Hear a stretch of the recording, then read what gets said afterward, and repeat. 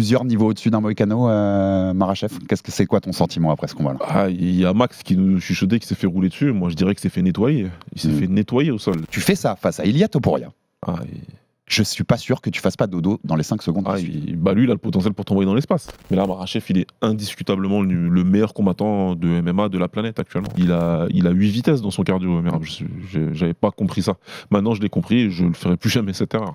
Do you want to be a fighter? RMC. Here comes Inoue. That destructive power does it again. Fighters Club. I'm the baddest mother on the planet. Hey, je vous avais dit quoi? Alexandre Herbinet. I am the greatest. Bonjour à toutes, bonjour à tous et bienvenue au 309e numéro du RMC Fighter Club. Un RMC Fighter Club qui remonte dans la cage cette semaine pour vous débriefer le premier événement numéroté de l'année à l'UFC. C'était ce week-end à Los Angeles, UFC 311 et les victoires d'Islam Makhachev et Merab Dvalishvili pour les titres des moins de 70 et moins de 61 kilos. Avec moi cette semaine, il est enfin de retour, messieurs, dames. De retour de sa Thaïlande et de ses vacances bien méritées où il a quand même fait un peu de combat. Il a même été voir quelques combats au Rajaman Stadium notamment. Monsieur Baba, comment ça va? Salut Alex, salut tout le monde, ça va? Super content d'être revenu. C'était des très bonnes vacances. Mais comme je te l'ai dit par message, content de reprendre. Ouais, ravi de te revoir aussi. On était bien entourés pour faire la preview de l'UFC 311 avec Nicolas Haute et Maxime François. Ouais. Et je suis encore aussi bien entouré pour faire cette fois la review de l'UFC 311. On va parler des victoires d'Islam Makhachev et Merab Dvalishvili. On attendait beaucoup du premier événement numéroté de l'année à l'UFC, placé sous le signe de la lutte. Et on n'a pas été déçus. Obligé de changer d'adversaire à 36 heures du combat après le forfait d'Arman Tsarukyan, Islam Makhachev n'a pas eu besoin de longtemps pour confirmer face à Renato Moïcano qu'il était bien le grand patron des moins de 70 kilos et sans doute le meilleur combattant de la planète, toutes catégories confondues. Opposé à l'invaincu Umar Nurmagomedov et à un nom de famille qui fait peur dans le MMA, Merab Dvalishvili a plus que jamais bien porté son surnom The Machine pour conserver sa ceinture des moins de 61 kilos. Le RMC Fighter Club débriefe l'UFC 311, une soirée qui a régalé dans le superbe écrin de l'ultra-moderne Intuit Dome de Los Angeles. Et regarde, il va attaquer en lutte, Merab. Alors ça, c'est présomptueux. Est-ce que attaque? Ouh, et tentative de coup de genou sauté. Très intéressant hein, sur les défenses. On a vu des deux côtés des bonnes défenses. Ouais, et ça passe ça pour Umar. Merab qui commence à faire du Merab. Par contre, ça arrive tard dans le combat. Hein. Ça arrive au 4e round. Ouais. Ça a commencé au 3e. Là, mentalement, il est en train de faire la différence. Mentalement, il est en train de faire la différence.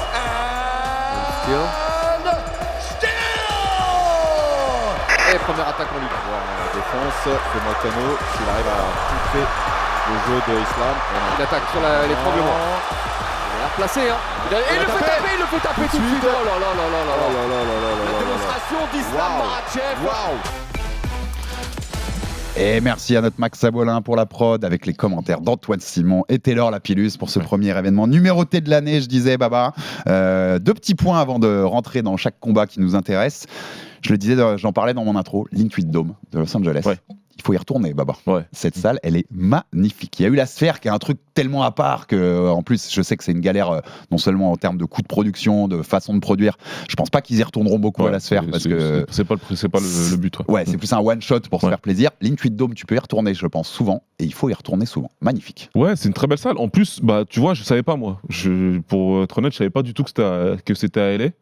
Et tout de suite, je me suis rendu compte que c'était pas une salle habituelle, donc ça rendait super bien. Je trouve que c'était un beau rendu et je pense qu'eux aussi ils ont dû beaucoup aimer. Ouais, l'écran géant, il est fou en termes de prod. Nous qui connaissons un peu ça ici, en termes de prod télé, que t'aies pas à faire des graphiques, par exemple les Tale of the Tape, mais que tu puisses directement filmer l'écran dans une sorte de rail puis descendre vers la salle.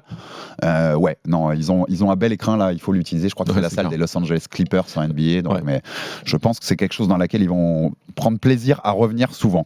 Et la deuxième petite chose avant de rentrer dans les combats que je voulais noter, c'est, je te l'ai dit en off, c'était assez marrant. Il y avait 4 invaincus sur cette carte. Umar Nurmagomedov, Peyton Talbot, Rinya Nakamura et Clayton Carpenter. Ils ont tous concédé leur première défaite en MMA. Si tu mettais $100 sur les 4 adversaires, tu prenais 21 430 $. Je pense que personne l'a fait parce que pour le coup, notamment Talbot qui était vu très très haut. Ouais, je crois que personne. Ça doit être rare, d'avoir un combo où tu as les 4 dont Talbot perdant. Mais il y avait un petit billet à se faire, c'est clair, sur cette histoire. Ça arrive pas souvent, qu'il y ait autant d'invaincus qui perdent la même soirée. Mais voilà, c'est le MMA. Et on rappelle, c'est le MMA exactement, et c'est tellement un sport compliqué aussi, dur, qu'il y a tellement d'éléments à prendre en compte que garder son 0 est un exploit. C'est très compliqué. Très, très, très compliqué. On commence par le main event, si ça te va. Tout seigneur, tout honneur, Islam Makhachev, Renato Moicano. T'avais suivi un peu tout ce qui s'est passé pendant tes vacances, ou t'as découvert que Moicano était le remplaçant en regardant l'event? Quasiment, parce que comme avec le décalage, moi j'allais me coucher quand ces news-là sortaient. En fait, j'étais du bon côté pour avoir des news des States à des horaires en fin de matinée, quoi. Mais c'est quand aussi je sortais faire des activités ou autres. Donc j'ai eu la surprise, j'ai pas percuté au début, j'ai pas compris au début ce qui se passait. Et puis après, quand j'ai fini par comprendre que c'était Moicano qui allait combattre, et écoute, c'est un peu, c'est pas le démarrage que l'UFC aurait souhaité, je pense, avoir ce main event là qui change, mais bon, écoute, il a fallu s'adapter, ils se sont adaptés assez rapidement, et tant mieux pour Moicano, même si ça s'est pas bien passé. C'est un sport incroyable pour ça. Ça fait donc 2 fois de suite que le gars qui a battu Benoît Saint-Denis prend le title shot juste derrière. C'est quand même assez incroyable, ça. Et c'est un sport fou. Je l'ai dit en plateau, moi, samedi soir, il n'y a aucun autre sport où à 36 heures, tu peux changer l'affiche principale d'un événement. Tu vois, en football, si une équipe est forfait à 36 heures du match, tu la remplaces pas par une autre équipe pour rejouer une finale. C'est quand même là, il faut c'est un sport ouf sur ça. C'est un truc de dingue, parce que tu vas prendre un mec qui était prévu sur un autre combat, tu vas lui dire finalement tu combats pour le titre en 5 rounds alors que tu étais préparé pour 3, même si lui il a crié partout qu'il savait qu'il pouvait se passer quelque chose. Et puis aussi t'as un adversaire, t'as son adversaire à lui qui est sur le carreau carrément, qui a fait toute une préparation, Darius, qui a fait la coupe de poids, etc. Alors certes il est compensé avec sa prime normale et une prime de victoire apparemment. Il n'empêche que tu perds une opportunité aussi de combattre et de progresser dans les classements et compagnie. Donc, et tu changes d'adversaire en plus. Tu as préparé un game plan, tu as préparé un adversaire, tu le changes. Alors ça, on le dit souvent aussi parce que moi j'entends souvent ça que dans un sens. Ça marche dans les deux sens. Dans les deux sens, le short notice, il est pour Makhachev, mais il est aussi pour Moicano qui affronte un autre type que Benail Dariush. Donc c'est aux deux de s'adapter et les deux ont le même temps d'adaptation. Il y a des champions de l'UFC qui ont refusé ce changement-là. Tiens, UFC 151, on va le dire direct, 2012. Monsieur John Jones qui a refusé de prendre Chael Sonnen à 7 jours de l'événement. Pas à 36 heures, à 7 jours de l'événement. Il y en a d'autres qu'on nous dit pas, mais ça arrive déjà aussi. Ça a déjà été mentionné que finalement le champion ne voulait pas de cet adversaire-là. Mais Makhachev, il l'a dit, je suis le numéro 1. C'est à moi, je peux affronter n'importe qui. Et pour le coup, j'aime bien cet état d'esprit-là. Bien sûr. Et chapeau à lui d'avoir pris le combat parce que d'autres ont refusé et il aurait pu refuser.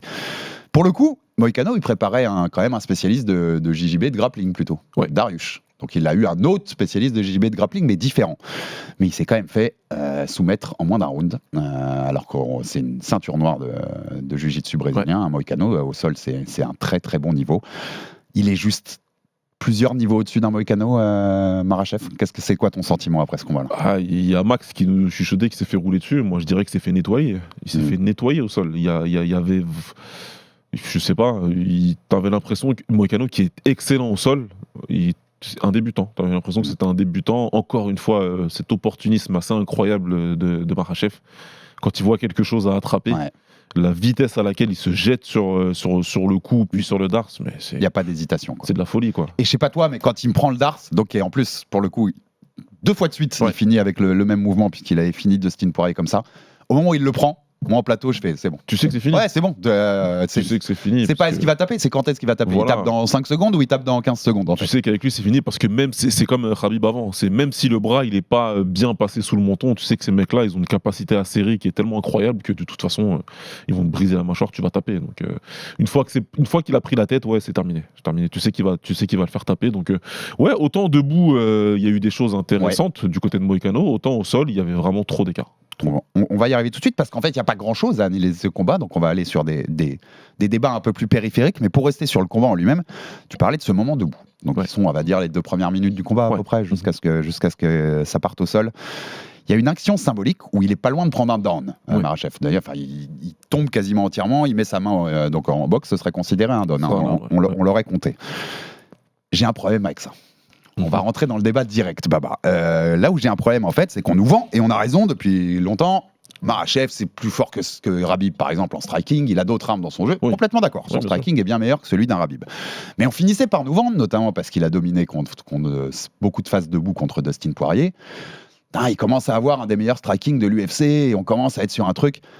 Il y a des risques énormissimes. Alors tu vas développer ce côté technique que je vais montrer là, mais ça fait plusieurs fois que ça lui arrive. Quand il prend sa seule défaite en carrière contre Martins, comme là, quand il se fait donner, ça lui était arrivé aussi contre Dustin dans certaines phases où Dustin lui met des bons coups.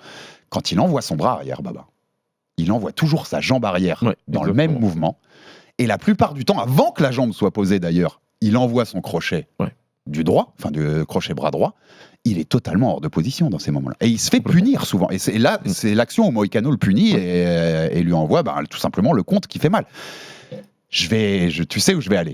Parce que tu y as été et qu'on en a parlé en off. Ouais. Tu fais ça face à Ilia Topuria. Je suis pas sûr que tu fasses pas dodo dans les 5 secondes. Lui, il a le potentiel pour t'envoyer dans l'espace. Et pour capitaliser. C'est un vrai risque en fait, Baba. C'est un très gros, c'est un énorme risque. Moi, je suis d'accord avec toi. C'est une erreur qu'il peut pas faire contre un Topuria, tout simplement. Je pense qu'il le sait très bien. Il y a un problème avec ça. Il y a un problème technique avec ça. Le fait de ramener sa jambe arrière systématiquement quand il envoie son bras arrière, comme s'il faisait un pas en avant comme ça. Ça le fait beaucoup trop rentrer dans la distance parce que c'est pas la distance à laquelle il a prévu de frapper, tout simplement. Ça fait qu'il se finit par baisser la tête et avoir un truc un petit peu à la Duplessis où sa tête vient se cogner contre le corps de son adversaire et en plus il va rater le coup et derrière il s'expose à une contre-attaque et c'est le cas, il s'est fait légèrement toucher par Moïcano. Donc autant il fait des belles choses en striking, il est assez compétent surtout dans l'envoi de ses jambes, dans l'envoi de sa jambe arrière, ça il le fait très bien. Et c'est surtout son timing qui est très bon quand il décide d'envoyer ses jambes à Makhachev. Autant, et dans presque chaque combat qu'il fait, il va faire un truc bizarre debout. Il va faire un truc comme ça, un peu bizarre, il va se jeter, il va se retrouver hors de position.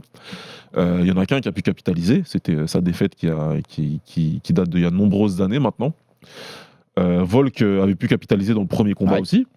Et Dustin Poirier a pu capitaliser un petit peu. Donc, contre un puncher aussi létal que Topuria, qui frappera à 70 kg, évidemment, qui frappera.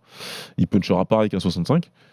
Il faut pas qu'il fasse une erreur comme ça. Qu'on ne se méprenne pas, c'est un combattant fabuleux, Islam Makhachev, il y a zéro souci. Mais il faut dire aussi, vu le niveau où il est arrivé, là on va taper dans les détails, Baba, parce que le diable est dans les détails et que face au nom qui va affronter désormais ou qui veulent l'affronter, tous les détails vont compter.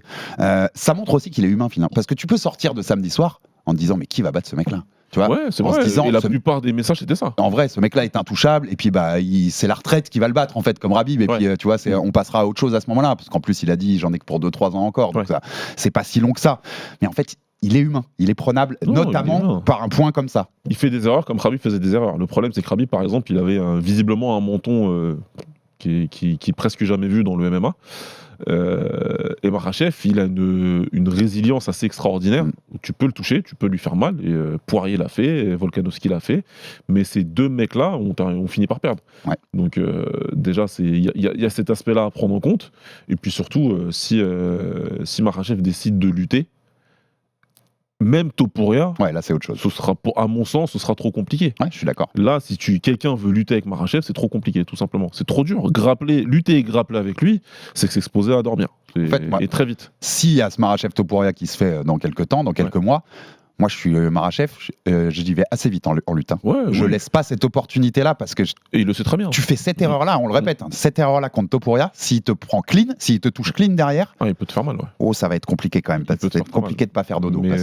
C'est clair. Mais je vois un monde, après ce qu'il a montré à Moïcano, après ce qu'il a montré en grappling, la capacité à mettre la pression, à mettre de la force, à mettre de la puissance physique sur son contrôle en top position. Avec le poids et tout, très clairement, moi il fait peur. C'est un combattant qui fait peur, Makhachev, et je vois, j'ai aussi du mal à voir qui peut le battre actuellement. Même Dana White l'a enfin mis numéro 1 pound for pound. C'est dur pour lui, pour qu'il dise pas que c'est John Jones, donc enfin il a admis. C'est marrant que le truc qui lui fasse admettre ça, c'est une victoire contre Moïcano. Toujours. Tu vois ce que je veux dire? Tu vois exactement ce que je veux dire? Bien sûr. C'est maintenant que tu. Ok, d'accord, très bien. Mais c'est le numéro 1. Pour l'instant, tant qu'un autre n'a pas prouvé que c'était, pour moi, c'est le numéro 1. C'est le numéro 1. Ici, Topuria nous ressort une victoire comme ce qu'il est en train de faire récemment, là, il peut commencer à discuter. Mais là, Makhachev, il est indiscutablement le meilleur combattant de MMA de la planète actuellement. On ouvre là-dessus avant de passer au co-main event. Il a dit, je l'ai dit il n'y a pas longtemps là, 2-3 ans maximum. Donc il reste pas tant d'adversaires que ça pour la carrière de Makhachev. Tu vois, il nous reste que quelques défis à venir. Qu'est-ce que tu veux? Qu'est-ce que tu aimerais pour Makhachev et quel est le combat le plus excitant possible? Moi, je t'ai mis ma liste. J'aimerais bien. Tu me dis si ça correspondrait à celle que tu veux. Je pense que Tsarukyan, faut le faire. Ouais, parce que il y a trop de frustration d'avoir raté ce truc-là à 36 heures. Il y avait un vrai match-up au niveau de la lutte, à voir ce que ça donne. Alors Dana White a dit qu'il devait retourner dans l'escalier de Tsarukyan et qu'il devait encore prouver. Même Arman lui-même a dit ok, je suis d'accord et je reprendrai un challenger pour vous prouver que je suis numéro 1. Alors c'est pas le même, hein. Il avait beaucoup plus prouvé avant et je comprends pourquoi, mais ils avaient moins de mal avec Stipe Miocic pour le challenger numéro 1 quand même. Hein. C'est bon, soit dit en passant. Je pense qu'il faut faire ça. Je pense qu'il faut faire Oliveira 2. Ouais. Parce que quand même Charles, qui pareil a été forfait au dernier moment quand il devait se retrouver, et ça a donné Volkanovski 2. C'est le grand nom entre Khabib et Islam. Ça mérite cette revanche, je pense, parce que puis, c'est une superstar Oliveira, donc je pense que c'est un combat qui est cool. Topuria. Topuria qui monte. Et le champion des welterweight, le champion des moins de 77. Donc là, c'est Makhachev qui montrait. Il l'a dit lui-même en conf samedi soir, je ne quitterai pas ce sport sans une deuxième ceinture. Il va pas aller faire 66 kilos, Makhachev, c'est un gros 70, donc c'est au-dessus qu'il ira taper ça. Est-ce que le programme te va et quel est celui qui t'excite le plus? Moi, c'est Topuria largement, vu tout ce qu'on a dit juste avant. Alors, évidemment que ça va peut-être surprendre ce que je vais dire. Le combat contre Topuria, évidemment qu'il est intéressant. Évidemment que s'il le propose demain, je serais content parce que c'est une opposition super intéressante. Maintenant, l'historique de carrière de Makhachev, le fait qu'il ait déjà battu 2 fois un champion des featherweight très dominant, j'ai pas besoin de ce combat-là pour la carrière. Moi qui regarde avec mes yeux de fan, c'est pas un truc qui va ajouter grand chose en fait, si tu veux, comme on parle tout le temps de Legacy et tout ça, tu vois, alors que d'aller chercher le combat, la ceinture de la KT du dessus, pour moi c'est plus important. Et très franchement, pour moi, battre Tsarukyan une deuxième fois et battre Oliveira une deuxième fois pour un champion des 70 kilos, là vraiment tu assois ta domination totale en disant c'était moi le meilleur de cette génération, en fait, c'était moi. Pourquoi c'est Topuria qui m'excite le plus? Parce que sur toute la liste que je viens de te dire là, j'ai mis champion welterweight parce que j'ai pas mis de nom. En ce moment, c'est Belal Mohamed qui est très proche du clan Khabib, donc ils s'affronteront pas. Donc je m'imagine que ça va être le mec qui va détrôner Belal. Donc peut-être Shavkat Rakhmonov par exemple. Là, ça devient intéressant. Mais Topuria sur toute cette liste, c'est celui qui m'intrigue le plus dans le sens. Est-ce que c'est pas lui qui peut le faire en fait? Ah bien sûr, c'est clair que... Est-ce qu'il a pas l'arme pour le faire lui, contrairement aux autres? Il a l'arme. J'ai toujours dit que si tu veux vraiment battre un de ces gars-là, soit il faut que tu aies plus de cardio qu'eux, et on l'a vu. On l'a vu dans l'événement de ce week-end. Il y en a un qui a plus de cardio qu'eux et qui a réussi à imposer un rythme que pour une fois un combattant d'Agestani a eu du mal à suivre. Soit il faut les descendre. Et Topuria, il peut les descendre. Topuria, il peut le descendre. Très clairement, il a le punch pour le faire. Le punch, il monte avec... il a déjà montré, quand il monte à 70 kg, le punch, il reste avec lui. Et sur des phases comme ça où sont ouverts, on se rappelle que Khabib avait été touché durement par Gaethje, par exemple. C'est faisable, et donc Topuria c'est faisable, et je suis complètement d'accord avec toi. C'est pour ça que c'est super intriguant. C'est intriguant. C'est super intriguant. C'est juste que quand je regarde moi sa carrière au global, je comprends d'ailleurs. Je me dis bon, il a déjà fait 2 fois Volk, je comprends. Mais dans un esprit, je vais te donner un truc qui te plaira plus. Un esprit où Topuria dit je lâche définitivement les 66, qui se fait d'abord un combat en 70 contre un Oliveira par exemple qui l'éteint, tu vois, pour devenir vraiment legit. Ah bah là c'est inévitable. Ça change un peu la donne. Là c'est inévitable. Et pour moi là ce serait super intéressant de me dire, tu vois, ce serait super intéressant pour moi de me dire que Makhachev il bat un 70 kg qui est un 70 kg. Pas qui bat un 66 qui est monté qui redescend tout de suite derrière. Là, c'est moins intéressant. Ça, je t'entends, et on l'a assez répété ici. On veut que les mecs nettoient leur KD avant autre chose. Et la dernière parenthèse sur Makhachev, il y a eu les bourses officielles, puisqu'on est en Californie. Cette commission californienne est obligée de donner les bourses des combattants sur ces événements. C'est $200,000 la bourse de Islam Makhachev, sans prime de victoire. 200 000 purs. Vous pouvez me dire ce que vous voulez, parce qu'on les voit sur les réseaux tous les deux, Baba, depuis qu'il y a eu ça. Vous pouvez me dire tout ce que vous voulez sur des chèques en dessous la table. Peut-être qu'il lui donne 8 millions sous la table, j'en sais rien, pour éviter le fisc ou les trucs comme ça, j'en sais rien du tout. Mais en termes d'image de marque, de voir que le champion et le numéro 1 pound for pound de l'UFC touche 200 000 pour combattre, ce qui est une bourse d'un boxeur de top 10 moyen, c'est inimaginable de laisser. Moi, je suis même l'UFC, je dis mais c'est en fait, il faut pas faire ça parce qu'on passe pour des cons. Je parle crûment. Il n'aurait pas fallu sortir. Oui, mais évidemment qu'on sait comment ça se passe. Que ce soit Alex ou moi, on est parfaitement au courant qu'il y a plein d'argent qui circule en underground, que Dana White donne des primes, qu'il y a des primes qui sont signées sous sein scellé, comme on dit. Et du coup, on se doute bien qu'il va pas toucher que 200K. Oui, vous inquiétez pas, il n'y a pas de problème là-dessus. Tout ça, oui, c'est bon. Oui. C'est l'image que ça représente. C'est le combattant numéro 1 de MMA actuellement au monde. C'est le combattant numéro 1 de l'organisation. Tu peux pas avoir ce combattant-là sur ta carte, qui est main event de la carte, et que tu as son adversaire qui a une prime déclarée plus importante, et qu'il y a des mecs plus bas dans la carte qui ont des primes déclarées plus importantes. Ça, c'est pas normal. Un mois pile, jour pour jour avant, pas pile à 3 jours près, c'était Usyk Fury 2. Où Usyk a pris 114 millions de dollars de bourse garantie. Voilà, juste. En termes, je trouve qu'en un mois, la comparaison, elle est tellement mauvaise pour l'image du MMA et de l'UFC pour le coup. C'est fou. Enfin, ça me paraît fou. Quand on redemande encore pourquoi des combattants de MMA vont en boxe, bah c'est pour ça. Ouais, on vient de répondre. C'est juste pour ça.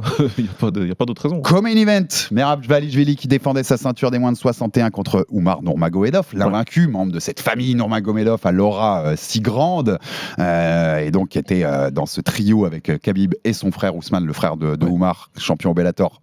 Ils étaient tous les trois invaincus. Khabib est à la retraite, mais aucune défaite pour les trois. Première défaite pour un des trois. Du coup, avec la victoire de Dvalishvili par décision unanime. 2 premiers rounds pour Umar, les 3 derniers pour Merab. Ouais. C'est ce que j'avais sur le plateau. C'est ce que tu as aussi dans Ouais, on est d'accord. C'est un combat vraiment facile à juger pour le coup. Ouais, parce que j'en ai vu 2-3. Pour le coup, des gens même que je respecte un peu dans la vie, dire être un peu plus...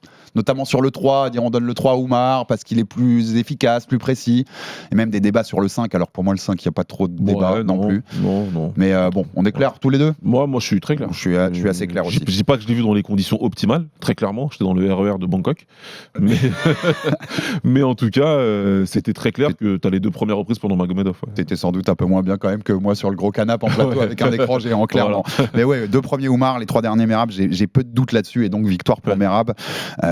Il a quand même fait fermer des bouches, Merab. Il était sur 11 victoires de suite, c'était le champion. Oui, la mienne. Il n'était pas favori. Il était pas c'est des bookmakers, et de loin. C'est pas genre il n'était pas favori un tout petit peu. Tout le monde disait qu'il avait peur, qu'il voulait pas prendre ce combat, et que voilà. Moi je trouve qu'il y avait même une forme de manque de respect en fait par rapport à ce qu'il avait fait. Un petit peu. Moi, autant j'avais Nurmagomedov favori, je pensais qu'il le battrait. Par contre, j'étais pas du tout dans le manque de respect. Ouais, bien sûr. Mais il m'a quand même fait fermer ma bouche, ouais. Surtout que vu comment le combat commence, moi je me dis bah voilà, c'est comme ça que j'avais à peu près vu, en tout cas imaginer le combat se dérouler, sauf que j'avais sous-estimé le fait qu'il a 8 vitesses dans son cardio. Merde, j'avais pas compris ça. Maintenant je l'ai compris et je ne ferai plus jamais cette erreur, ça c'est clair. Et je vais me permettre un instant, je flambe, puisque dans la preview avec Nicolas Haut et Maxime François, je suis le seul qui a donné Merab gagnant pour le coup, par décision. J'avais même pas de raison, mais j'y croyais. Je croyais qu'il avait un peu ce truc en lui de faire fermer les bouches justement face à un Nurmagomedov qu'on mettait aussi favori, et on l'a expliqué dans la preview, parce que c'est Nurmagomedov.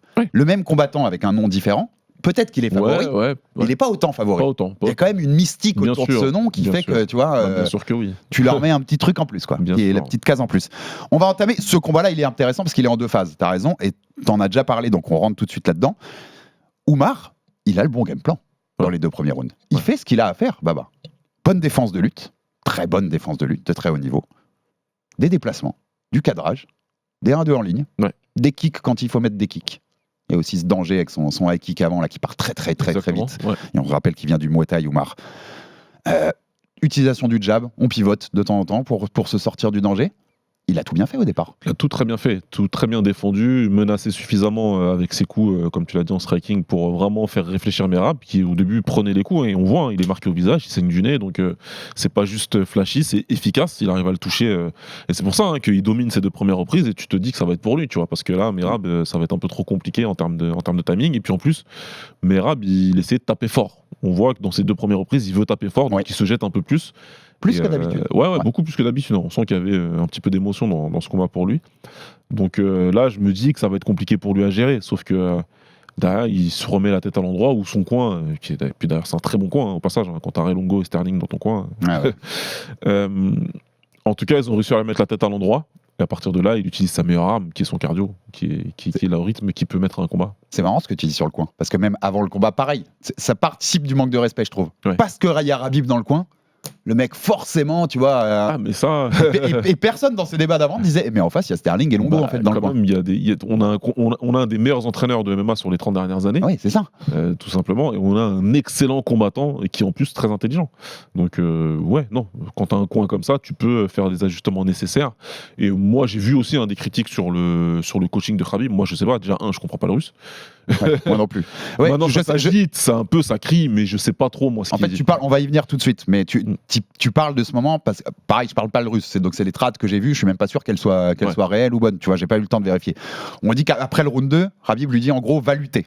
Il faut que tu ailles lutter, alors que tu sens que Oumar commence à taper dans le cardio, que ces 2 premiers rounds où il est plutôt tourné vers le striking ont fonctionné, qu'il les a pris, et donc la critique, c'est de dire, mais Khabib le met dans le mauvais sens alors qu'il est dans le bon sens. Pour toi, elle est pas legit, la critique ?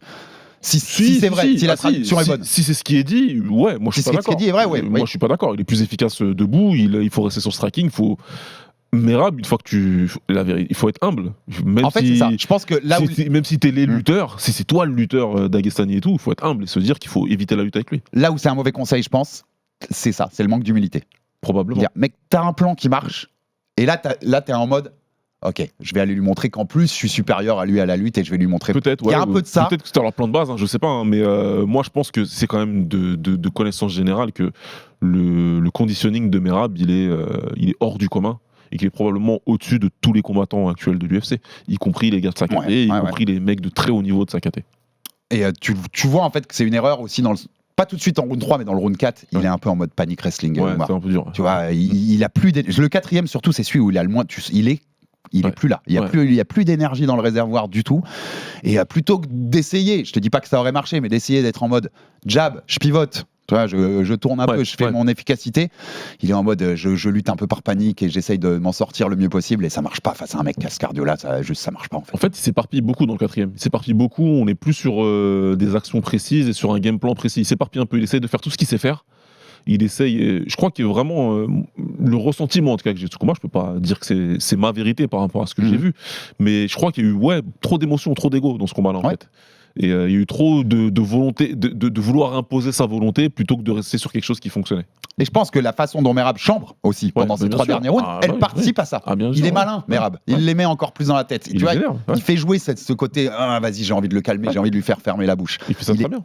Et même Merab, comme tu dis dans les premiers rounds, lui essaye de faire les coups forts. Donc il a aussi été touché par ce truc de j'ai envie de calmer les Nurmagomedov. Beaucoup d'ego de tous les côtés en fait dans ce combat.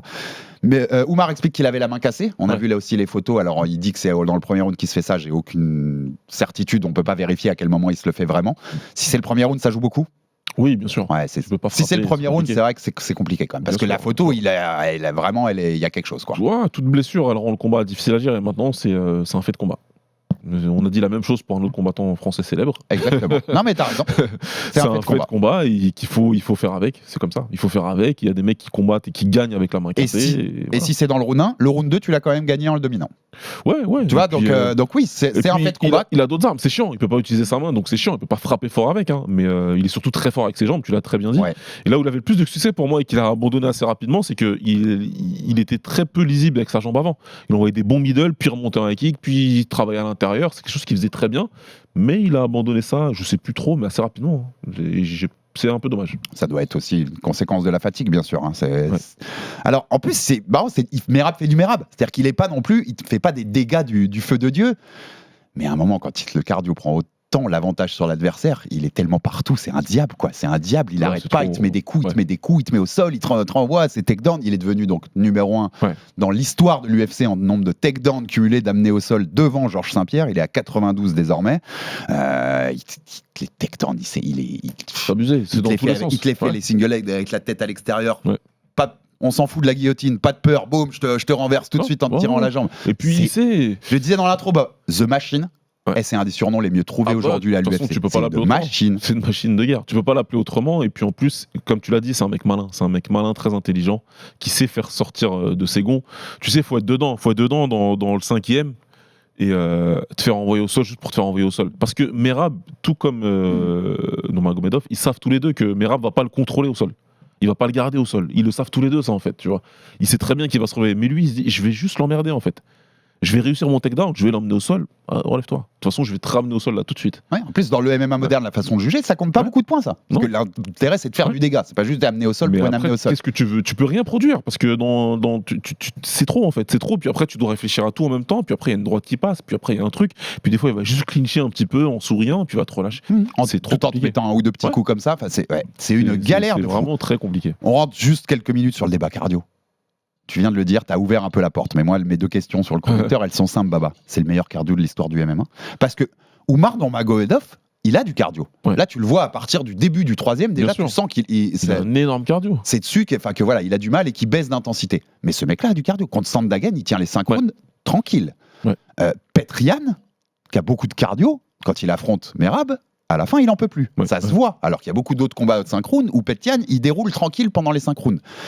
C'est le meilleur de l'histoire du MMA. Et c'est peut-être même la qualité athlétique la plus poussée qu'on ait jamais vue chez un mec. En fait, c'est plus ça que je dirais. C'est le cardio, c'est une donnée qui est très difficile à juger à moins de faire des coupeurs et des demi-coupeurs. Ça, c'est pour les coachs.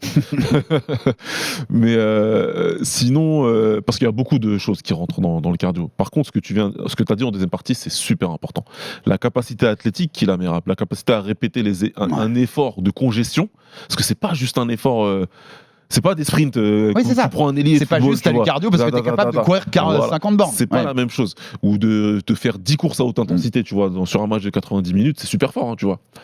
Mais pour ceux qui le savent, tu l'as fait. T'as fait du grappling et tout. De répéter un effort à haute intensité de congestion musculaire comme ça, de le refaire encore, et encore, et encore, et encore. 25 minutes. C'est de la folie.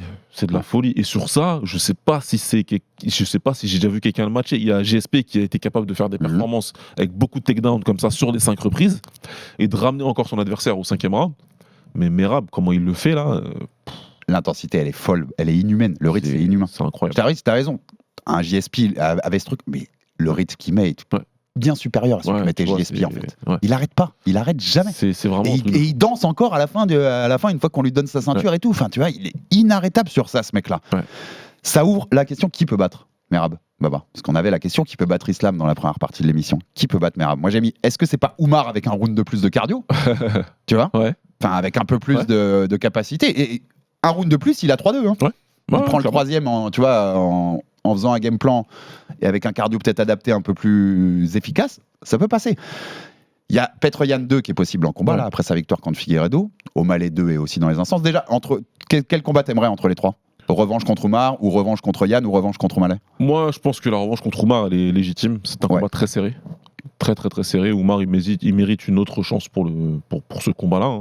On a vu des revanches pour des combats moins serrés que ça. Donc il le mérite. Maintenant, tu me demandes à moi ce que je voudrais revoir, ce serait Petr Yan. Ouais, moi aussi. Yann. Vu ce qu'il a fait contre Figueiredo, j'ai envie de le revoir. Maintenant, Yann, il sait aussi qu'il s'est beaucoup fait emmener au sol et qu'il faut absolument qu'il trouve une. Je suis pas sûr qu'il trouve la solution, Yann. Voilà. Et pour compléter ma réponse, celui qui a le plus de chances de le mettre KO, pour moi, c'est O'Malley. Ouais.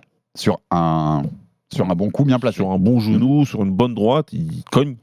Et je crois que c'est lui qui a la meilleure chance de le mettre KO. J'espère qu'on verra Yann. Et moi, j'espère même qu'on verra Yann tout de suite. Et Kumar ait un peu le temps de préparer la revanche. Parce que ce premier combat est superbe. Tu l'as dit un peu, je leur dis aussi. Même en termes de anti-lutte, défense et tout. Ce combat était magnifique. Et j'aimerais bien qu'on ait la revanche. Et avec un Oumar peut-être un peu mieux préparé. Ou qui se dit, voilà, qui rejoue sa chance autrement. C'est une autre solution. Parce que c'est peut-être ça, en fait, la solution. Et pour finir sur ce dossier Merab, j'ai vu un post, Baba, où on le comparait à Demetrius Johnson, en disant Merab est supérieur à Demetrius Johnson. Ah, je suis pas du tout d'accord. J'ai mis ne nous emballons pas. Voilà, toi t'as été plus clair que moi, ne nous emballons pas. Par contre, il va falloir mettre du respect sur ce nom-là. Bien sûr. 12 victoires de suite. Les 5 derniers adversaires qu'il a battus, Oumar, O'Malley, Cejudo, Yann, Aldo. Je pense qu'Oumar Nurmagomedov sera champion à l'UFC un jour. Ça fait 5 anciens ou futurs champions. C'est rare de faire ça. Et en les éclatant au cardio comme il a fait, tu vois, en les mettant vraiment dans le rouge et dans le gaz. Waouh, c'est quand même un des grands champions qu'on a actuellement. Faut le dire, quoi. Merab Dvalishvili, c'est un grand. C'est un super combattant, un super champion qui parle mais qui fait ce qu'il dit, qui a une marge de progression. C'est ce qui est fou quand même. En plus, donc, mais il a des axes de progression en plus de ça, mais vraiment c'est un très très bon combattant et voilà. Donc en plus la liste de noms que tu viens de donner, c'est assez exceptionnel. Maintenant, je voudrais juste, comme d'habitude, et je le ferai à chaque fois que je pourrai, rajouter une mini seconde de dire à quel point José Aldo, même en fin de carrière, est très fort, puisqu'il a stoppé tous ces takedowns. Je suis désolé, de la liste j'ai été obligé de le dire. T'as cru que je m'étais pas fait plaisir en plateau samedi soir? Je sais que t'as pas pu le voir comme t'étais en Thaïlande. T'inquiète pas que j'en ai mis une couche aussi. Merci beaucoup. On est bien là. Non, mais c'est en plus la liste des 5 champions. Tu vois, comparé à d'autres qui ont battu des suites d'anciens champions. Mais elle est exceptionnelle, la qualité des mecs. Yann, il le fait passer pour un combattant presque basique. Voilà, dans une catégorie comme ça, c'est fort. Oumar, c'est le pire style pour lui, c'est le pire match-up au niveau stylistique. Il te le met dans le fin fond du réservoir, alors qu'il a les 5 rounds, comme on l'a dit, il nous l'a prouvé contre Sandhagen. respect, Merab. Ouais, Vraiment. bien sûr. Et ne sous-estimez plus jamais super Merab. Il sera champion, peut-être battu un jour. Ouais, bien C'est sûr. pas le style le plus spectaculaire, c'est pas celui qui va le plus attirer les fans. C'est mais le MMA, voilà, c'est du MMA, c'est pas du Muay Thai, c'est pas du kick, c'est pas de la boxe. À eux de trouver la solution. C'est tout. Ouais, exactement. Et on fait 2 petites réflexions, on va finir cet épisode là-dessus. Prochaska qui a mis un nouveau KO, qui réclame Pereira. On a vu Pereira Ankalaev, qui est donc le combat qu'on attendait tous chez les moins de 93, qui est signé pour le 8 mars. PS, c'est un peu salaud parce que le Ramadan commence le 28 février. Voilà, je sais pas qui a décidé de ça et si c'est Pereira qui leur a dit faites-nous ça le 8 mars, ou si c'est l'UFC, mais de toute façon, c'est pas cool. T'as envie de revoir Prochaska? C'est ma seule question rapide. Prochaska Pereira 3, il s'est déjà fait mettre 2 fois KO. Je suis désolé, c'est un combattant que j'aime beaucoup, Prochaska, et encore plus depuis ce week-end. Je me suis jamais caché, que je suis pas super fan de Jamal Hill.